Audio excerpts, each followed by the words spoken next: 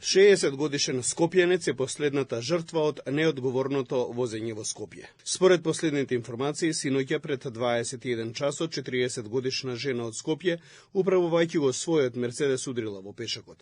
Смртта е констатирал лекарот брза помош. Безбеден град е системот кој се очекува да го реши проблемот со брзото возење, посебно со проблемот на сообраќајки со смртни последици од неприлагодената брзина. Според информациите од МВР, бројот на жртвите во Македонија е најголем споредено со европскиот просек. Бројот на жртви и сообраќајни незгоди се потврдува и од податоците од Државниот завод за статистика.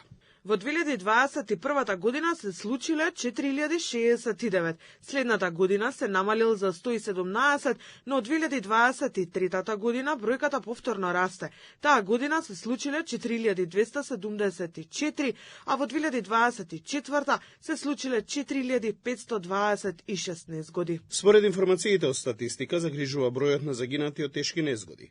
Во 2021 година загинале 116 лица, а потоа секоја година има се повеќе загинати, за кулминацијата да се достигне во 2024 година со 142 жртви. Најголем број од загинатите во 2024 година се возачи, 85, 33 биле патници, а дури 24 пешаци.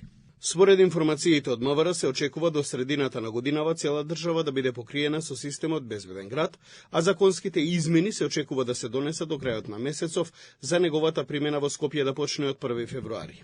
А со тоа и значително да се намалат поразителните бројки на загинати и повредени во сообраќајни несреќи. Јас сум исклучително задоволен што во декември месец 2025 немаме починати како резултат на тешка телесна повреда, како резултат на сообраќајна незгода во Скопје. Споредено со декември 24 кога имало 5.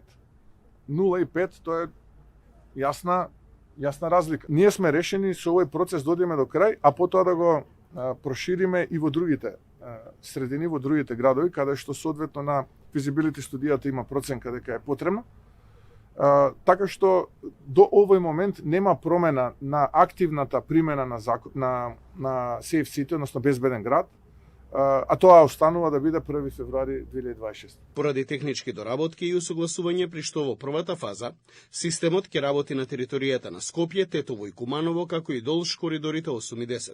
Министерот Тошковски изјави дека проектот Безбеден град, заедно со неговото одржување од 2008 година, кога се поставени првите камери, до 2025 година го чинел државниот буџет околу 85 милиони евра. Тој посочи дека оваа сума, распределена во период од 14 години колку што постои системот, представува приближно 1/5 од годишните трошоци што државата ги има како последица од сообраќајни незгоди.